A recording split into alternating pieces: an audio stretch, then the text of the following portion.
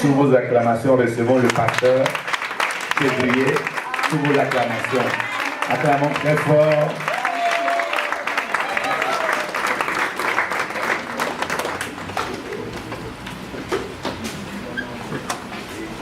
Amen. J'ai une annonce à faire. Tous les passagers lépudiens à destination de Jéricho pour le vol 93 000 sont invités à se présenter à la porte d'embarquement.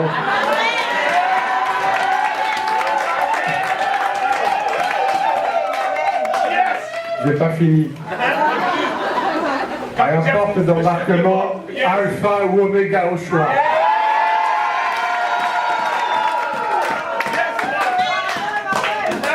Amen.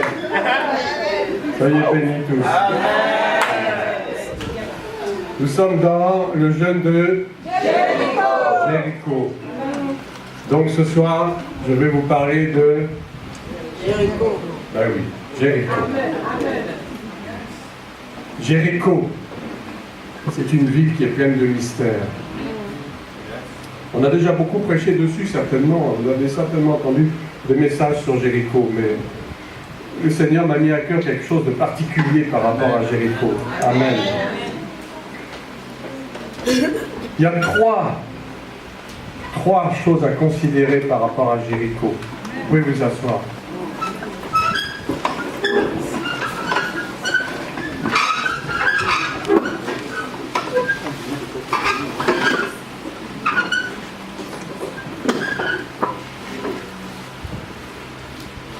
Il y a le défi. Deuxièmement, la conquête. Et enfin, troisièmement, la victoire. Amen. On va prier. Père, je te rends grâce pour ce moment. Je te rends grâce pour tes enfants présents ici. Je te demande, Seigneur, d'ouvrir notre entendement, de fermer nos oreilles et nos yeux à tout ce qui n'est pas de toi. Que tout esprit de distraction soit détruit à l'instant même au nom de Jésus. Que tout esprit de non-entendement, de raisonnement, de philosophie soit détruit à l'instant même au nom de Jésus. Seigneur, je ne suis qu'un être humain entre tes mains, je ne suis qu'un instrument. Qu'à toi seul revienne la gloire. Amen. Jéricho. Qui ne connaît pas le nom de Jéricho? C'est une très belle ville d'ailleurs. Si vous allez dans une agence de voyage, pour des voyages en Israël par exemple, on va vous parler de Jéricho. C'est une ville magnifique. Du point de vue étymologique, c'est la ville des palmiers, mais c'est aussi la ville des parfums. C'est vrai, quand on va à Jéricho, on est ébloui parce que c'est très verdoyant. Il y a effectivement des palmiers partout, mais il y a aussi des citronniers, des orangers, des mandariniers, tout ce que vous voulez. C'est une ville qui a l'air prospère. Il y a un mais. Il y a un mais. D'abord, il faut considérer que du point de vue géographique, c'est une ville qui est située à moins 240 mètres en dessous du niveau de la mer. C'est une ville basse. C'est la plus basse ville du monde. Elle est en contrebas total. Et vous avez Jérusalem qui se trouve à 28 km en hauteur. C'est une ville très particulière. Déjà dès l'origine, c'est une ville particulière. On en retrouve des traces déjà depuis 4500 ans avant Jésus-Christ. Et certains archéologues ont même fait des études très poussées sur cette ville parce qu'ils ont tenté de percer un mystère de la ville de Jéricho. Déjà, du point de vue archéologique, c'est un mystère.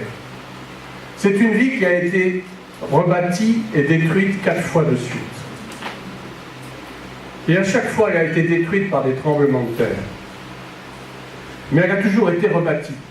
Jusqu'au jour où, en 1500 ans, avant Jésus-Christ, c'est-à-dire, c'était hier pratiquement, la ville a été détruite, mais par qui? Par Josué. Parce que 1500 ans, c'est en gros, effectivement, la période à laquelle Josué, à la tête du peuple d'Israël, a rasé la ville selon l'ordre de l'Éternel. Amen. Amen. Donc c'est une ville qui a eu des rebondissements. En arabe, elle se dit Ria. C'est une racine en fait qui signifie la lune. Pourquoi la lune? Eh bien tout simplement parce que ses habitants, pour la plupart, adoraient la lune. Je ne sais pas si ça vous fait penser à quelque chose. La lune, il y a une religion qui s'appelle l'islam, qui adore un dieu qui nomme Allah, mais qui en réalité est une idole qui s'appelle Sin. Or, Sin signifie la lune. Donc les habitants de Jéricho étaient des idolâtres. Ils adoraient aussi une déesse qui s'appelait Harina. Et Harina, c'est le soleil. Donc vous voyez, on adore les astres. Et ça vient tout droit de l'Égypte. En Égypte, on a l'habitude d'adorer les animaux, n'est-ce pas? On adore les serpents, hein? On adore les bœufs, hein? le dieu Apis, qui sont représentés sous forme d'un bœuf, les cobras. On adore également des chiens, on adore des hiboux, on adore aussi des scarabées. Et figurez-vous qu'on a retrouvé dans des tombes, en faisant des fouilles dans la ville de Jéricho, des tombes qui étaient remplies de scarabées, mais de scarabées morts évidemment, et de bijoux qui représentaient des scarabées. C'est pour vous dire que toute cette ville était complètement idolâtre. Et on comprend d'ailleurs pourquoi est-ce que Dieu a voulu détruire cette ville. Parce que Jéricho est un point de passage obligé pour aller à Canaan et puis aller à Jérusalem. C'est un passage obligé, c'est-à-dire qu'on ne peut pas aller à Jérusalem sans passer par Jéricho. C'est obligatoire du point de vue géographique.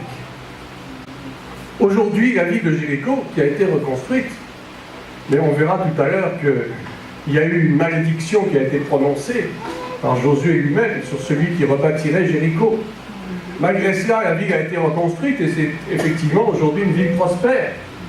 Mais c'est une ville qui est sous mandat palestinien, pour moitié, et sous mandat israélien, pour l'autre moitié. C'est une ville qui est placée dans le territoire de la Cisjordanie. Vous avez certainement entendu parler de la Cisjordanie. Or, la Cisjordanie, c'est là tout le problème. Le problème du conflit israélo-palestinien, il vient de là. Il vient du fait que le pays a été partagé en deux et que Israël n'a pas la pleine possession de son territoire. Amen. Amen. On a Jérusalem-Est, qui appartient donc à la Cisjordanie. On a Jéricho, on a aussi la ville de Naplouse, et puis d'autres villes que je ne vais pas vous citer. Donc, avant de pouvoir conquérir cette ville, et Dieu voulait absolument que cette ville soit conquise, Israël a été obligé de combattre déjà 7 peuplades. Et on va trouver ça dans le livre de Josué, au chapitre 3, verset 9. Josué 3, verset 9, si quelqu'un veut bien lire. La parole de Dieu déclare dans Josué 3, à partir de son verset 9. Josué dit aux enfants d'Israël, approchez et écoutez les paroles de l'Éternel votre Dieu. Je vous ai dit, à ceci vous reconnaîtrez que le Dieu vivant est au milieu de vous, et qu'il chassera devant vous les Cananéens, les Héthiens, les Éviens, les Phérésiens, les Galatiens, les Girgasiens, les Amoriens et les Jébusiens. Amen. Amen. Vous pouvez vous asseoir.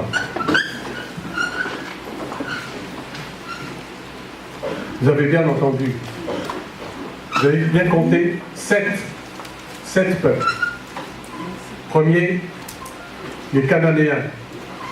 Second, les Héthiens ou les Hittites. Troisième, les Éviens.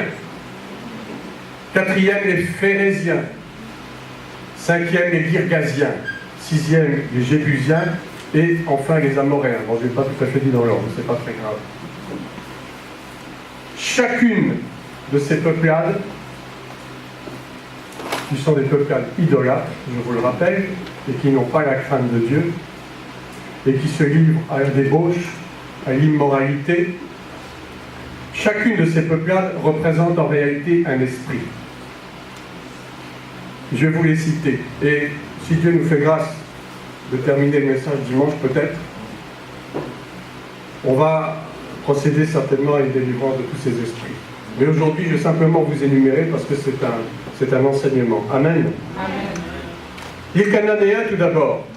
Alors, les Cananéens, ce sont les habitants des plaines, du bas pays, dirons-nous. Et les esprits cananéens représentent en réalité des esprits de dépendance. De dépendance à la drogue, de dépendance à l'alcool, de dépendance au sexe, et j'en passe. Un exemple d'une ville cananéenne célèbre, Sodome et Gomorrhe. Qu'est-ce qui leur est arrivé, vous le savez.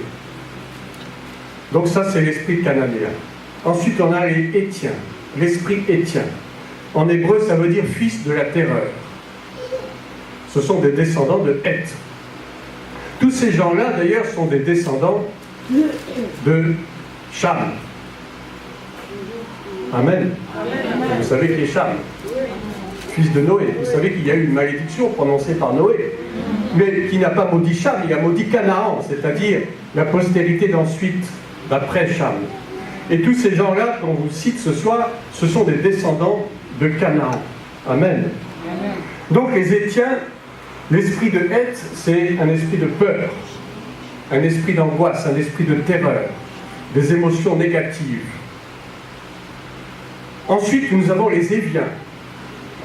Éviens, ça vient de l'hébreu villageois, de même que les Phérésiens. C'est pour ça que je vais faire les deux en un seul. Éviens et Phérésiens, c'est la même étymologie, ça veut dire villageois, qui habitent dans des villages. Mais ce sont des gens qui ne cherchent pas à s'étendre. Ce sont des gens qui sont limités dans leur territoire. Et ça représente donc un esprit de limitation, un esprit de non-accomplissement, un esprit de croissance très limitée. Et malheureusement, je crois que ça touche beaucoup de chrétiens. Amen. Amen. Mais vous voyez, ces choses-là, on va en découdre. Amen. Mais c'était nécessaire d'en passer par là, pour la suite. Ensuite, nous avons les Girgasiens. En hébreu, ça signifie « habitant de l'argile ». Eh bien, l'esprit de Girgasien, c'est un esprit qui consiste à avoir l'amour des choses terrestres. La charnalité, ou la carnalité, ça dépend. Et qui a un profond mépris, un profond dédain pour les choses spirituelles. Ça aussi, les chrétiens en sont atteints. Amen. Si je ne vous dis pas Amen, voilà. C'est que vous n'êtes pas d'accord avec ce que je dis. L'embarquement ne va pas être facile, je vous préviens. Il y aura du retard au décollage. Amen. Ensuite, les Jébusiens. Les Jébusiens, ça veut dire batteur de céréales. C'est un esprit dominateur qui aime écraser les autres. Et j'ai été très content quand l'apôtre a cité tout à l'heure l'esprit de Jézabel, parce qu'en réalité c'est ça. L'esprit de Jézabel, c'est un esprit dominateur. C'est un esprit qui consiste à écraser les autres, à vouloir affirmer sa supériorité sur les autres. Amen. Ce sont aussi des gens qui sont légalistes, qui sont religieux. Tu ne dois pas faire ci, tu ne dois pas faire ça. Mais il n'y a jamais de raison valable à cela. C'est de la religiosité. Ce sont des choses que l'on fait, soi-disant pour plaire à Dieu, mais qui en réalité ne font que satisfaire la chair. Voici l'esprit donc des Jébusiens. Amen. Ce sont des extrémistes. Enfin, les Amoréens. Amoréens, ça vient de l'hébreu qui signifie montagnard. Alors l'esprit amoréen, c'est un esprit d'orgueil. C'est des gens qui aiment qu'on parle d'eux, n'est-ce pas? Il n'y a personne ici dans ce cas-là. Des gens qui aiment qu'on s'exalte soi-même. Ce sont des gens qui font la belle place au moi. Le moi, moi, je, moi. M-O-I, ça veut dire mauvais ouvrier infidèle. Le moi, retenez ça. Amen. Ce sont tous ces 7 genres d'esprits dont il va falloir se débarrasser pour arriver à l'étape suivante. L'étape suivante, pour atteindre Jéricho, qui est donc la grande ville, c'est le passage obligé. Si on n'arrive pas à conquérir Jéricho, on ne peut pas arriver en Canaan. Impossible. Amen. Et si on ne peut pas passer en Canaan, on ne peut pas arriver à Jérusalem. Or, Jérusalem, c'est là où nous devons nous trouver. Amen. C'est notre point d'arrivée. Nous avons embarqué pour Jéricho, mais ce n'est pas là où on doit s'arrêter. Si tu t'arrêtes à Jéricho, c'est que tu es mort. Amen. 4 étapes. Je ne vais pas relire tout le passage de Josué, vous le connaissez certainement. Mais il y a eu 4 grandes étapes avant que Josué arrive à abattre Jéricho. La première étape, c'est située dans le territoire de Sittim. Sittim, ça veut dire acacia en hébreu. C'est là que Josué a reçu des instructions divines. C'est là encore que, c'est de là de Sittim d'ailleurs qu'il a envoyé les espions chez la prostituée Rahab. Sittim, en réalité, c'est un lieu d'attente, c'est un lieu de préparation. Ce qui veut dire que nous, enfants de Dieu, nous devons toujours nous préparer. Amen. Parce que nous devons conquérir Jéricho. Et nous verrons tout à l'heure ce que signifie Jéricho pour chacun de nous. Mais pour pouvoir conquérir Jéricho, il faut nous préparer. Ce n'est pas pour rien que nous sommes dans une période de jeûne et de prière, parce que c'est une préparation obligée. Si nous n'avons pas fait cette préparation, ce sera un échec, à coup sûr. Amen. Dieu a voulu que le peuple d'Israël reste à Sittim pendant un certain temps pour se préparer. Ensuite, on a eu une deuxième étape, qui est la traversée du Jourdain. Alors, on se souvient très bien de la traversée de la mer Morte, comment Dieu a fait un miracle. La mer Morte qui signifiait en réalité une sorte de baptême. Amen. Et là, donc, le peuple a traversé le Jourdain aussi d'une façon miraculeuse. Le Jourdain, c'est le seul fleuve, en réalité, si on regarde une carte. Là, je fais une petite parenthèse, mais c'est important. C'est le seul fleuve qui traverse tout le territoire d'Israël en 2 parties égales. Amen. En fait, c'est un fleuve qui prend sa source au lac de Galilée et qui se termine à la mer Morte. Vous savez que dans le récit de la création, Dieu a séparé les eaux d'en bas et les eaux d'en haut. Amen. Les eaux d'en bas, c'est les eaux terrestres, si je puis dire. C'est un peu symbolisé par la mer Morte, qui est une mer qui stagne. C'est un peu comme nous, les chrétiens, qui nous affectionnons aux choses de la terre, aux choses de la chair, et nous stagnons. Amen. Tandis que les eaux d'en haut, ce sont les eaux par lesquelles nous avons été régénérés par le baptême. Amen. Ce sont les eaux qui ont fait que nous sommes nés d'eau et d'esprit. Ce sont les eaux de la nouvelle naissance. Et entre les deux, on a le Jourdain. Qu'est-ce que ça symbolise, le Jourdain? Eh bien, le Jourdain, c'est un lieu de guérison. Nous avons l'exemple célèbre de Naaman, le Syrien. Tout le monde connaît cette histoire. Lieu de guérison. C'est aussi le lieu où Jésus a été baptisé. Amen. Donc c'est un lieu de guérison, c'est un lieu de régénération, c'est un lieu de restauration. Amen. Donc le peuple a traversé le Jourdain à pied sec pour arriver à la 3e étape à Gilgal. Gilgal, ça veut dire rouler en hébreu. Alors Gilgal, c'est un lieu de campement. Le peuple a campé là. Face à Jéricho. C'est une ville qui se trouve très peu de kilomètres en face de Jéricho. Que s'est-il passé à Gilgal? Eh bien d'abord, il y a eu la circoncision. Josué a circoncis tous ceux qui faisaient partie de la nouvelle génération, parce qu'auparavant il y avait eu la traversée du désert, il y a toute une génération qui est morte, qui est restée dans le désert, et donc il y a eu des enfants qui sont nés entre-temps. Et donc ces enfants, eh bien, pour qu'ils soient véritablement des enfants de l'Alliance, il fallait qu'ils soient circoncis. Amen. Par conséquent, Josué, en obéissance à l'Éternel, s'est mis en tête de circoncire tous ses enfants, pour renouveler donc cette alliance avec Elohim, avec Dieu. Amen. Et en même temps que la circoncision, il y a eu la Pécha, il y a eu la Pâque. Amen. Qui, vous savez, signifie passage. En réalité, tout cela signifiait qu'il fallait qu'il y ait un nouveau départ pour le peuple. Une nouvelle circoncision, donc une nouvelle alliance. Et puis un nouveau départ, un nouveau passage. On a traversé le Jourdain, on est passé d'un bord à l'autre. Amen. Pour pouvoir aller vers Canaan, pour pouvoir enfin raser Jéricho et parvenir à Jérusalem. Amen. Vous savez que cette bataille de Jéricho, ce n'est pas une bataille humaine. Ce n'est pas une bataille qui a été menée avec des moyens humains. Est-ce qu'Israël avait des chars? Est-ce qu'Israël avait des avions? Israël n'avait rien de tout ça. Israël avait ses mains nues, peut-être certains avaient des épées, mais c'est tout. Ça veut dire quoi? Ça veut dire qu'il fallait que l'Éternel se rende maître de la situation. Amen. Nous combattons le bon combat de la foi, dit l'apôtre Paul. Le problème, c'est que souvent, nous chrétiens, nous voulons combattre avec nos propres armes. Des armes charnelles qui, en réalité, ne donnent aucun résultat. Amen. Parce que nous ne laissons pas Dieu agir dans nos vies. Parce que nous faisons confiance à notre propre chair. Nous faisons confiance à nos sentiments. Nous faisons confiance à nos pensées. Nous faisons confiance à tout ce qu'on nous raconte à droite et à gauche. Et nous combattons avec les mauvaises armes.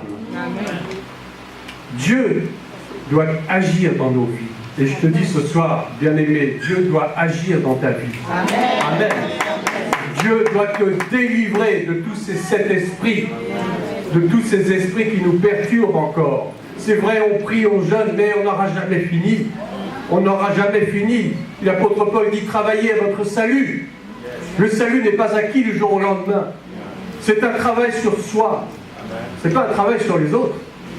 C'est un travail sur toi-même. Travaille à ton salut. Veille sur toi-même. Veille aussi sur les autres. Par amour. Si tu vois ton frère dans le péché, reprends-le. Seul à seul d'abord, puis avec 2 ou 3 témoins. Et enfin, s'il ne veut pas entendre par l'Église, mais je ne vais pas vous raconter tout ça. Vous savez déjà. Vous êtes des chrétiens avertis. Amen. Mais veille d'abord sur toi-même. Comment veux-tu veiller sur ton frère si toi-même déjà tu ne peux pas? Qu'est-ce que tu vas apprendre à ton frère si toi-même tu n'es pas enseignable? Si tu as des oreilles bouchées, si tu as des yeux aveuglés. Amen.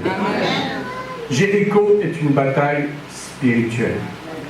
Uniquement spirituelle. Comment expliquer que cette ville, qui a commencé à être bâtie à peu près au Xe siècle avant Jésus-Christ, a été détruite 4 fois de suite, 4 ou 5 fois, peut-être plus encore, et rebâtie à chaque fois, et redétruite de nouveau,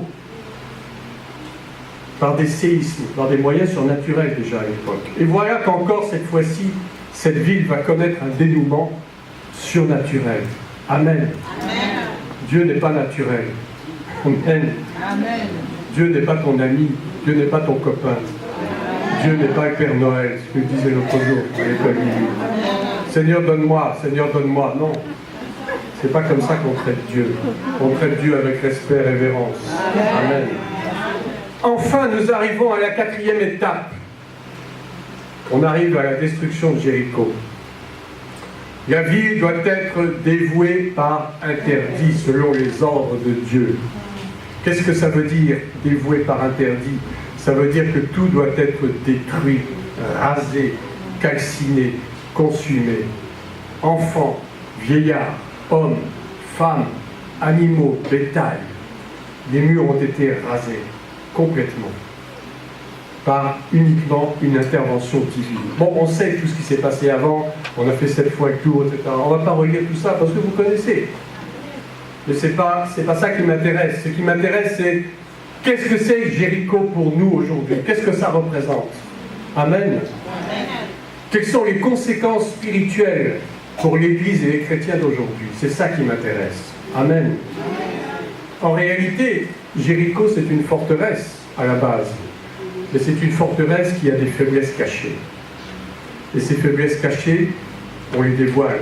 C'est l'idolâtrie, le paganisme, l'arrogance, la débauche, le défi contre Dieu. Sachez que Jéricho, du temps de Josué, avait même une tour qui faisait plus de 10 mètres de haut et qui était très ressemblante avec la tour de Babel de Nimrod. Tout ça, ce sont des défis. On veut bâtir des tours. On veut se faire plus haut que Dieu. On veut penser même à la place de Dieu. Et des chrétiens souvent se disent, non, mais si Dieu n'agit pas, moi je vais agir à sa place, après tout. Puisqu'il dit qu'il nous a donné l'autorité et la puissance, c'est donc qu'on peut faire tout à sa place. C'est pas ça du tout. Ça, c'est de l'arrogance. C'est du défi. Oui, Dieu nous a donné la puissance, mais en obéissance à sa parole. pas n'importe comment. Amen. Jéricho est le révélateur de nos impossibilités et de nos échecs. Je vous la refais. Jéricho est le révélateur de nos impossibilités et de nos échecs. Mais, il y a un mais, Jéricho nous lance un défi aujourd'hui. Et ce défi, c'est la victoire par la foi. Amen. Amen. Josué, en hébreu, Yehoshua, c'est la même chose que Josué est un type de Christ. Amen. C'est un général d'armée puissant, parce que Dieu l'a choisi, parce que Dieu l'a équipé. Aujourd'hui, si tu veux vaincre ton Jéricho, tu dois devenir aussi un général puissant. Amen. Tu dois devenir quelqu'un qui tient tête aux esprits mauvais, qui tient tête aux sorciers, qui tient tête à tous ceux qui veulent t'abattre. Tu es un général. Amen. Ne te sous-estime pas. Ça ne veut pas dire non plus que tu dois te glorifier aux dépens des autres. Tu n'as aucune gloire à tirer de quoi que ce soit. Si aujourd'hui tu peux tenir tête à tes ennemis, c'est parce que Dieu lui-même t'a donné l'autorité pour cela. Amen. Mais cette autorité ne vient pas de toi. Amen. Jéricho représente plusieurs choses. Premièrement, Jéricho représente le monde déchu, le monde idolâtre, le monde cruel, ennemi du bien et ennemi de Dieu. Deuxièmement, Jéricho représente une église apostate. L'église des derniers temps apostate comme Laodicée, qui est séduite par les richesses, par la gloire personnelle. Laodicée qui se croyait riche et forte et qui en réalité était pauvre, aveugle et nue. Mais je ne veux pas que notre assemblée soit l'église de Laodicée. Amen. Et je pense que tu ne le veux pas non plus. Nous voulons faire partie de l'épouse. Amen. L'épouse, ce n'est pas toute l'église. C'est pas toute l'église. L'épouse, elle est cachée. L'épouse, ce sont les 5 vierges sages. Amen. Mais il y a eu aussi 5 autres vierges qui faisaient partie de l'église. Les 5 folles, mais malheureusement, elles n'ont pas été enlevées. Et pourtant, elles faisaient partie de l'église. Donc, comprenez bien que quand on dit l'épouse, ce n'est pas toute l'église. Un reste seulement. Et ce reste, tu dois en faire partie aujourd'hui. Amen. Ce reste, c'est toi. Ce reste, c'est moi. Mais nous devons demeurer obéissants jusqu'à la mort s'il le faut. Amen. L'orgueil, la méchanceté, l'hypocrisie. Tu t'es bâti une forteresse avec ces choses-là. Tu t'es bâti des murs infranchissables. Tu t'es bâti des fortifications autour de toi. Mais il n'y a que Christ qui puisse démolir tout cela dans ta vie. Amen. Il n'y a que Christ qui puisse démolir tes fortifications, tes murailles, autels, ton orgueil, ta méchanceté, ton arrogance. Seul Christ peut nous délivrer de cela. Amen. Si tu ne conquiers pas Jéricho, c'est Jéricho qui te vaincra. Amen. Et si tu ne peux pas vaincre Jéricho, tu ne pourras pas monter à Jérusalem. Et il y a 2 conditions. Et ça, on va le lire dans Josué 6, verset 26, s'il vous plaît. Josué 6, verset 26. Et je terminerai avec cela.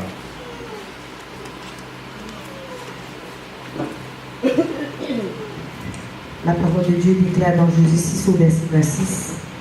Ce fut alors que Josué jura en disant: maudit soit devant l'Éternel l'homme qui se lèvera pour rebâtir cette ville de Jéricho. Il en jettera des fondements au prix de son premier-né. Et il en posera les portes au prix de son plus jeune fils. L'Éternel fut avec Josué, dont la renommée se répandit dans tout le pays. Merci, ma soeur, merci. Vous voyez, 2 conditions. D'abord, la ville a été dévouée par interdit.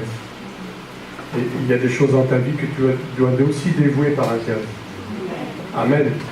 Et ça, c'est un combat. C'est le combat spirituel que nous mènerons, soit aujourd'hui, soit dimanche, soit je ne sais quand Dieu le voudra. Mais il faudra le faire, ce combat. Amen. Et deuxièmement, la condition dont souvent on parle bien peu, ne pas rebâtir Jéricho. Ne pas rebâtir Jéricho. Mais vous allez dire, mais Jéricho a été rebâti depuis. Oui, du point de vue humain, effectivement, elle a été rebâtie, mais regardez un peu, vous expliquez en préambule, de quel côté est située Jéricho? Elle est située du mauvais côté. Elle est située du côté palestinien. Elle est l'objet de toutes les convoitises. C'est une ville où, effectivement, il fait bon de vivre comme ça. Mais en réalité, c'est pas ça que Dieu voulait. Amen. Amen. Et il y a eu un homme qui s'appelait Hiel de Bethel, qu'on retrouve dans 1 Roi 16, 34. Notez seulement la référence. Je ne vais pas le lire. 1 Roi 16, 34. Cet homme, il s'est cru malin. Il s'est dit, il faut rebâtir Jéricho. Et il l'a fait. Et effectivement, la malédiction de Josué lui est tombée dessus. En tout cas, sur ses deux fils, puisqu'il a perdu son premier-né et il a perdu son second enfant. Lisez dans 1 Roi 16, 34, vous verrez, vous trouverez. C'est grave. Perdre son fils aîné, c'est grave. En Israël, le fils aîné, c'est celui qui perpétue la lignée. C'est celui qui hérite du nom et du rang social. C'est celui qui a droit aux prérogatives du père. C'est celui qui a la bénédiction paternelle. C'est celui qui devient le chef de famille à la mort du père. Et en plus de ça, qui hérite d'une portion double de tous ses biens. C'est pas moi qui l'ai inventé, c'est la tradition israélite. Amen. Et le fils cadet, eh bien, c'est celui qui prend la place du fils aîné, au cas où celui-ci décéderait. Et le problème, c'est que ici, cet homme, Hiel, qui a voulu rebâtir Jéricho, a perdu ses deux fils d'un coup. Il a perdu le premier lorsqu'il a remis les fondations en place. Or, les fondations, qu'est-ce que ça signifie? Les fondations, c'est le fondement de ta vie chrétienne. Amen. Mais tes fondations doivent être établies sur le roc. Amen. Si tes fondations ne sont pas établies sur le roc, elles s'effondreront. Amen. Et tu ne pourras rien bâtir dessus. Donc cet homme a perdu ses deux fils. Et du même coup, il a perdu toute possibilité de transmettre son héritage à la génération suivante. Tu n'as pas envie que ça t'arrive. Tu n'as pas envie que tes enfants ne puissent pas hériter de toi. Tu n'as pas envie que ton nom disparaisse d'un seul coup, d'un seul. Qu'il n'y ait plus rien derrière toi pour dire « Ah, mon père ou ma mère était comme ci ou comme ça ». Mais ce n'est pas seulement l'héritage physique dont je veux parler, c'est l'héritage spirituel. Amen. L'héritage spirituel. Quelles sont les âmes que tu as amenées à Christ?